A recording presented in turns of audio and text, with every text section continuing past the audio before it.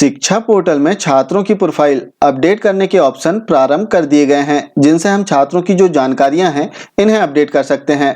अब profile update की यदि हम बात करें तो जैसे विगत सत्रों में हम छात्रों की प्रोफाइल अपडेट करते थे, लगभग वैसे ही ऑप्शन इस सत्र में भी दिए गए हैं, लेकिन इस सत्र में कुछ नए बिंदु भी ऐड किए गए हैं। अब नए बिंदुओं की यदि हम बात करें तो इसमें छात्रों की उपस्थिति से संबंधित बिंदु जो हैं वो ऐड किए गए हैं। जैसे इसका 29 नंबर का बिंदु है, गत वर्ष में विद्यार्थी की उपस्थिति दिवस। अब इस कॉलम में हमें छात्र की जो पिछला शैक्षणिक सत्र था 2021-22, इस शैक्षणिक सत्र में छात्र जितने दिन साला आया उन दिनों की संख्या हमें दर्ज कर देना है। यहाँ पर हमें कोई समस्या नहीं होगी। अब बात आती है इसमें 32 नंबर का जो बिंदु है, वर्तमान शैक्षणिक वर्ष में कार्य दिवस। यहाँ पर थोड़ा सा कंफ्यूजन हो रहा है कि पूरे शैक्षणिक सत्र में दिवसों की संख्या दर्ज करना है या वर्तमान तक जिस दिन हम छात्र की प्रोफाइल अपडेट कर रहे हैं उस दिन तक के कितने कार्य दिवस है वो दर्ज करना है। साथ ही इसमें हम देखें तो वर्तमान शैक्षणिक वर्ष में विद्यार्थी की उपस्थिति दिवस भी दर्ज करना है, और जैसे ही हम इन दो जानकारियों को दर्ज कर देंगे, इसके उपरांत छात्र का जो उपस्थिति प्रतिशत है वो ऑटोमेटिक कैलकुलेट होकर यहाँ पर आ जाएगा।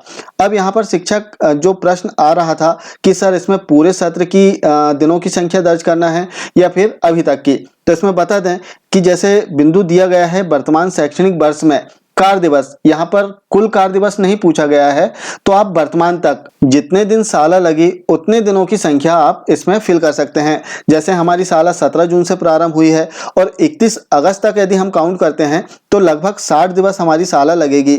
हो सकता है यहाँ पर जो दिनों की संख्या है 1-2 दिन कम हो जाए, क्योंकि कई जिलों में स्थानीय अवकाश रहते हैं, तो इन स्थानीय अवकाश के कारण यहाँ पर दिनों की संख्या कम हो सकती है। तो जितने दिन 17 जून से अभी तक जितनी दिन साला लगी हो उन दिनों की संख्या आपको यहाँ पर फिल कर देना है। हमने यहाँ पर 17 जून से 31 अगस्त 2022 की स्थिति में कैलकुलेशन किया है दिनों की संख्या का। अब इन 60 दिनों में जितने दिन छात्र उपस्थित रहा है साला में, उन दिनों की संख्या आपको इसमें दर्ज कर देना है। सपोज छात्र जो है 48 दिन उपस्थित रहा इन 60 दिनों में, तो हमने यहाँ पर 48 फिल कर दिया। अब आप यहाँ पर देखेंगे कि छात्र का जो उपस्थिति प्रतिशत है ऑटो कैलकुलेट हो चुका है, 80% छात्र की उपस्थिति यहाँ पर आ चुकी है।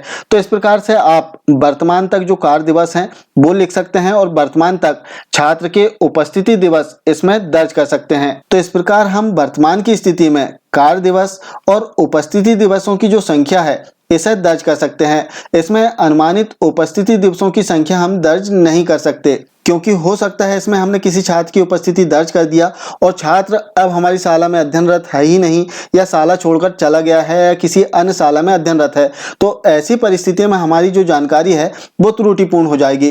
तो वर्तमान तक जो भी कंडीशन हो, जो भी स्थिति हो, वो दर्ज कर सकते हैं और इस आधार पर छात्र की जो प्रोफाइल है हम अपडेट कर सकते हैं। ये थी प्रोफाइल अपडेट में कार्य दिवस और उपस्थिति दिवसों के संबंध में एक महत्वपूर्ण जानकारी।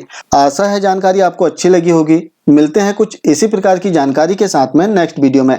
तब तक के लिए जय हिंद।